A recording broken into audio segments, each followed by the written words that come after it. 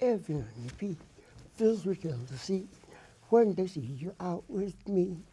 Your profession, goodness knows, honeysuckle rose. My father's with 12 children, you know, that's a lot of mouths to feed, and this being in the Depression. The Depression, yeah. So Stanley Cowell Sr.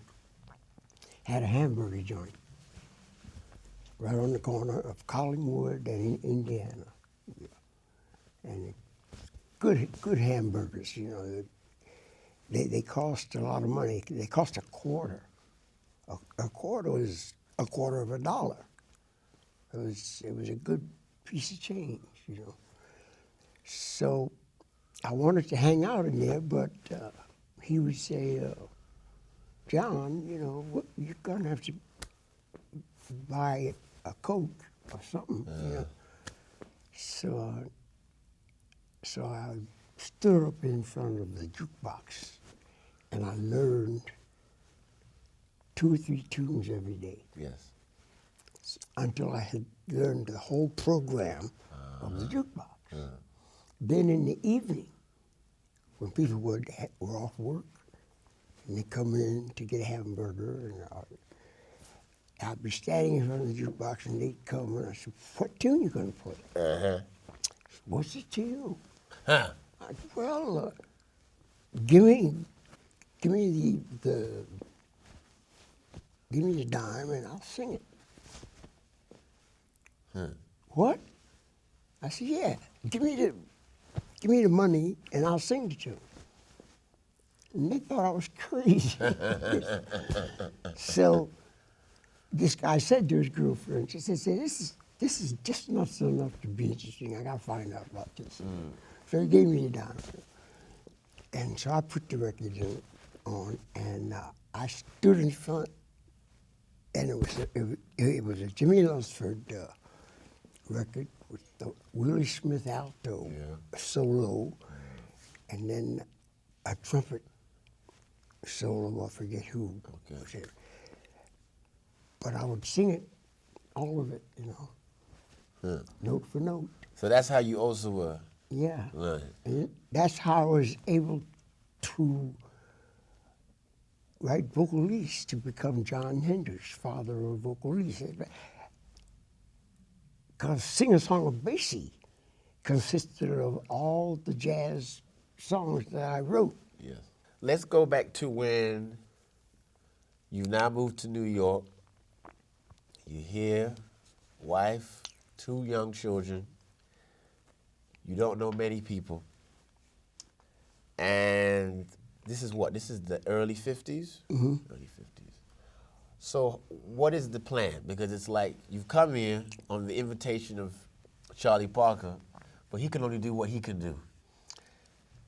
Well, what was your next move of how am I going to support my family? I figured that out. That would be in the business world. Like I had to find a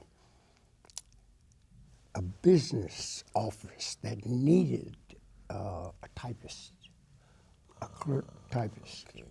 So I was looking in the paper, wanted clerk typist, and I called this company and go down, and if I could handle it, then I got that job. And I kept it as long as I needed to. And when did you start? How long was it till you started writing songs for people like Louis Jordan and people like that? I was writing all that time. You ran all the time. So that was. I never stopped writing. So that was bringing in some money too. Oh yeah. The songs you write. Because you told me you would go down to where all the songwriters would hang. Yeah. Where was that? 52nd and Broadway. 52nd and Broadway. I was down there with another little skinny kid, a genius of the Western world, Quincy Jones. And we hang out on the corner together here. Because that place was where all the people that would want to sell their songs to people. Yeah, and there'd be people of all denominations, all races, all cultures. Because you've always said to me that a lot of the songs that we think were written by somebody a famous American popular songwriter. They were actually written by different people. Oh, sure. Yeah. Yeah, that's still happening today. Yeah, it is. It is. Sure, that happens. Plagiarism, they call it, but not when you're paid for it. Yeah. Fats Waller, the son of Reverend Waller, African Methodist Episcopal Church, blood brother to Reverend A.B. Hendricks. He would go up in the Brill building where all the publishing offices were, and he'd sit down, and in each of them on say the 20th floor, and he'd play the same 6 or 8 compositions, and they'd all pick him. They never turned him down because he was a superb songwriter. He was. This guy wrote every beat, fills with jealousy. When they see you out with me, your profession goodness knows. Honeysuckle rose. Beautiful. You said you're now a clerk. You've now also started writing for people. How are you slowly coming out of that, and how do you when you start to record something like Don't Get Scared with King Pleasure? Well, Bird had gotten me this day gig from this guy he knew was in business, and that had led me to other people, and so it wasn't long before I was pretty much well established myself. So we're in the 50s now. Yep.